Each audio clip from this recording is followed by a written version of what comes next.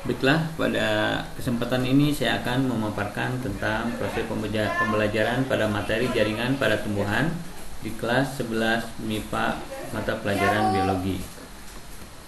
Pada materi ini kita akan memberi penjelasan kepada siswa bahwa jaringan pada tumbuhan pada umumnya dibagi menjadi dua macam, yaitu jaringan meristem dan jaringan dewasa.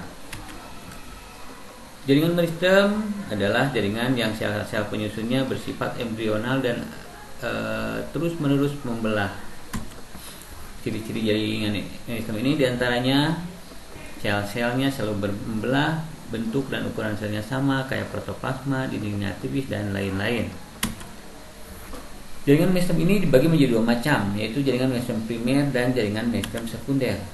Pada jaringan meristem primer merupakan atau jaringan ini berasal langsung dari sel-sel embrional. Contohnya meristem ujung akar dan ujung apikal ujung batang yang disebut juga meristem apikal, dan menyebabkan pertumbuhan primer, misalnya bertambahnya ukuran tinggi tumbuhan dan panjangnya akar. Lalu jaringan meristem sekunder berasal dari jaringan dewasa yang telah mengalami diferensiasi dan berubah sifat menjadi meristem, yaitu parenkim dan kolenkim. Contohnya misalnya kambium akan menghasilkan xilem dan phloem, lalu kambium gabus akan menghasilkan gabus. Apa itu kambium?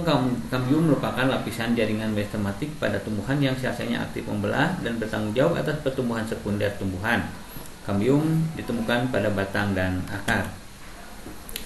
Kambium vaskuler, yaitu kambium yang terdapat di dalam berkas pengangkutan, lalu fungsinya ke arah dalam membentuk phloem sekunder dan ke arah dalam membentuk xilem sekunder.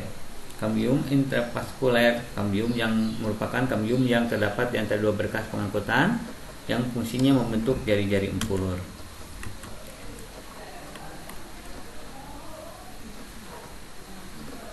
Berdasarkan letaknya, meristem dibedakan menjadi tiga, yaitu meristem apikal, meristem interkalar, dan meristem lateral. Meristem apikal tadi sudah dikatakan bahwa meristem yang terdapat pada ujung akar dan ujung batang. Lalu yang kedua adalah meristem interkalar, disebut juga meristem yang terletak di antara jaringan meristem primer dan jaringan dewasa. Misalnya tumbuhan yang memiliki meristem interkalar adalah misalnya batang rumput-rumputan.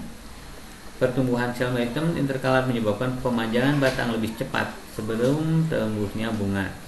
Lalu yang ketiga, meristem lateral atau sistem samping adalah meristem yang menyebabkan pertumbuhan sekunder.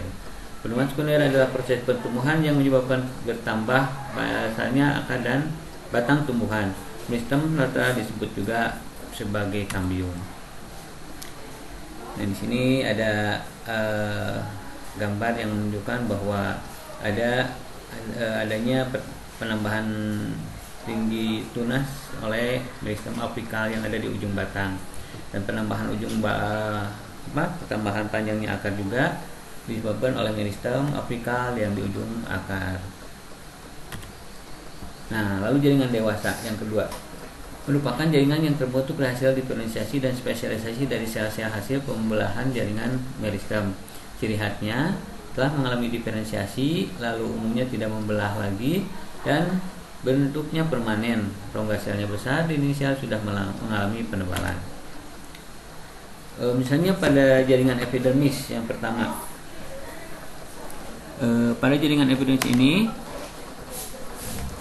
merupakan jaringan yang menutup permukaan tumbuhan yang memiliki ciri-ciri bentuknya sel seperti balok, tersusun berlapis, rapat, dan tidak ada ruang antar sel, tidak memiliki profil, modifikasi sesuai dengan letak dan fungsi. Fungsi dari epidermis ini sangat cukup banyak juga, misalnya pelindung, tidak dapat menembus air kecuali pada akar yang muda. Lalu peresapan air dan mineral pada akar yang muda. Oleh karena itu, akar-akar yang muda epidermisnya diperluas dengan tonjolan-tonjolan yang disebut bulu akar. Epidermis juga bisa membentuk aneka ragam bentuk penyesuaian peranannya di organ tempat keberadaan epidermis, misalnya jadi stomata, trikoma, dan bulu-bulu akar.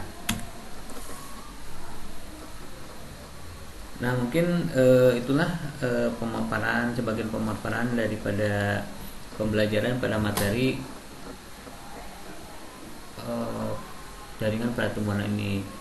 Di mudah-mudahan dengan adanya pembagian pengalaman ini dapat bermanfaat bagi kita semua. Assalamualaikum warahmatullahi wabarakatuh.